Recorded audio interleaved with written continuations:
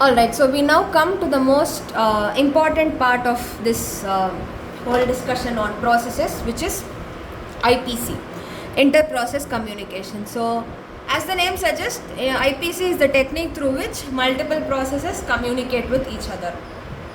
Now, there is no shortage of scenarios to explain why such communication might be necessary, why two or more processes might be working on the same data.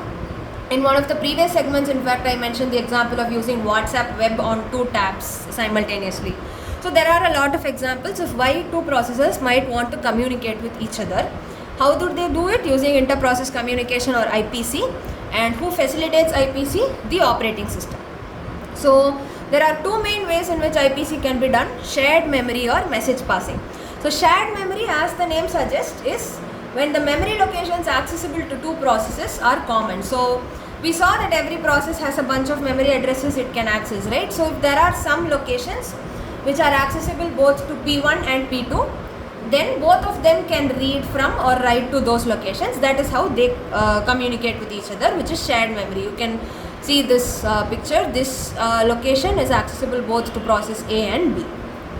On the other hand, we have something called message passing, where we use a mailbox kind of a system. So if you want to write a letter to someone and communicate with someone through a letter, you write to them, you put the letter in a post box, and then from there it is taken and delivered to them, right? So you both are not accessing the same resource or the same memory, so to speak, but you're using some intermediate conduit or medium to communicate. So that is what happens in message passing. So process B has some information to convey. It will put it in an array sort of a thing. Process A will pick up the information from there, or vice versa. So that is message passing. Shared memory and message passing are the two ways in which processes can communicate with each other. Right, so we'll be taking a little more closer look at IPC, both in the case of shared memory and message passing. We'll start with shared memory. So in shared memory systems, a producer is a process which produces some information, and a consumer is the process which is going to consume the information. This is some terminology we generally use. So if you go back to this picture, we are talking shared memory, remember. So A is putting out some information here, let's assume, and B is picking up some information. In that case, A would be the producer and B would be the consumer. So a producer may produce one item of information whilst the consumer is consuming another. This is supposed to be item. I apologize for the typo there.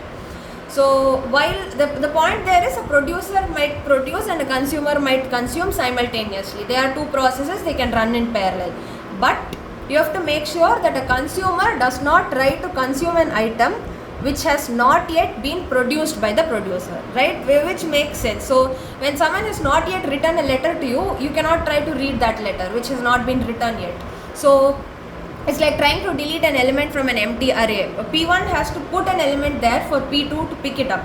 So if P2 is going to try and look for an element before P1 has put it, then P2 is wasting its time, its energy, its resources, right? And this problem is called the producer-consumer problem. So I will, to put it simply, what is the producer-consumer problem? The producer has not yet produced information. The consumer is already trying to access it. Where does this happen? Inter-process communication in case of shared memory. So we will be looking at this problem again when we do the fourth unit, which is on synchronization. But as of now, it is sufficient to know the definition. So to avoid this problem, we synchronize the producer and consumer. P and C refer to producer and consumer. Synchronize, again, we will go into it when we come to the fourth unit, so I'm not going to take too much time on that here. So we use a buffer to facilitate communication between the producer and consumer. So buffer is basically an array sort of a thing, where the producer puts its items on the array and the consumer picks it up. It's like a conveyor belt kind of a thing, where on one end one robotic arm puts an item and on the other end the robotic arm picks up an item. So the buffer can be bounded or unbounded, which, as the name suggests, has got to do with buffer size. So this is just an intro to the kind of problems that can happen in IPC using a shared memory system. Similarly, when we come to message passing system, there are different ways. We have something called direct communication, indirect communication, synchronous, asynchronous, automatic, explicit. These are different technical ways in which message passing can happen in the context of IPC. We are not going to look at all of these, but we will be looking at one or two important types.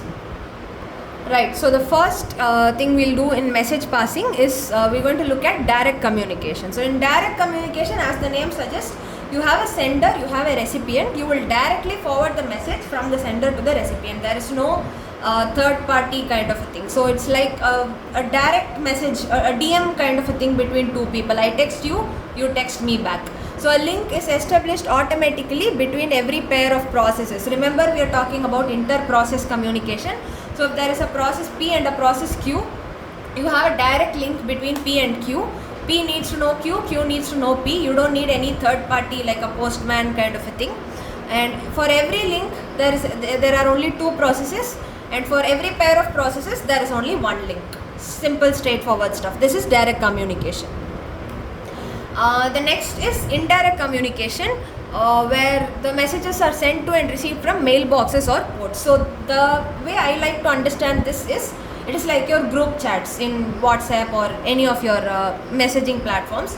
You have a group chat, meaning there are more than two people, and one person posts a message, it gets delivered to the entire group. From that, any of the members of the group can read that message and respond to it. So if you want a message from A to B to be delivered in this technique, A and B must be part of the same group.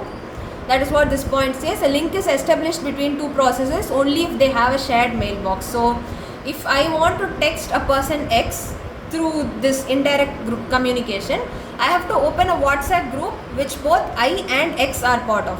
If I am opening a group where X is not a member of that group, then I cannot reach to X. So a link must, both of them should have a shared mailbox.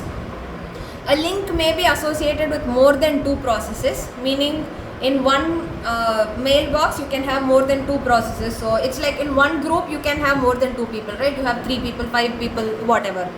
And between each pair of processes, a different number of links may exist, each corresponding to one mailbox. So the same two people can be part of multiple different WhatsApp groups, sort of. So that's the analogy I like to use.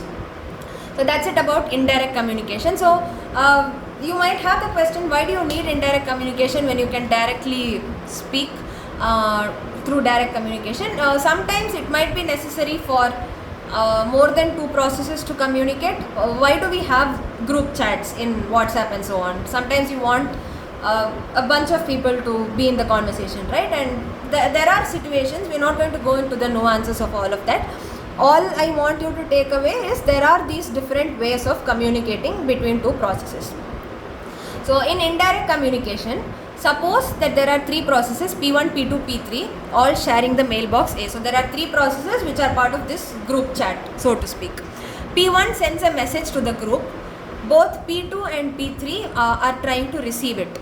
So which process will receive the message? So this is where the thing slightly diverges from our WhatsApp group analogy. So if I send a message to a group, everyone on that group is going to receive it. But what do we mean by execute a receive here is the message goes and lands in the memory corresponding to only one recipient process. So the same data cannot go and sit in the memory corresponding to 2 processes at the same time. So if both P2 and P3 want to receive the message into their memory respectively at the same time, which process will receive it? That is a sort of dilemma, right? Something you need to sort out. So there are different ways of sorting it out. You can allow a link to be associated with at most 2 processes, meaning you reject the idea of groups or mailboxes. You reject the whole idea of indirect communication. You establish that any communication between processes should have strictly 2 processes at most, or you allow at most 1 process to execute receive at a time. So if both P2 and P3 both try to receive, you will choose one and you will let it proceed, any one of the processes, and let them proceed. You will stop the other process, you will put it on wait, or you will allow the system to randomly choose which one wants to receive. Now these are different ways of handling this problem. We are not discussing which is right, which is wrong, which is efficient, which is inefficient. That choice depends on the OS architecture. So in different operating systems, the code has been written in different ways. So this this sort of a dilemma will be handled in different ways by different operating systems. So all I am trying to tell you is these are some possible confusions that may rise when we are dealing with IPC, and these are some possible options. There might be more efficient ways. Some of these ways might seem outright dumb or useless. I'm just giving you an idea that these things exist. Nothing is right or wrong or more efficient or suboptimal here.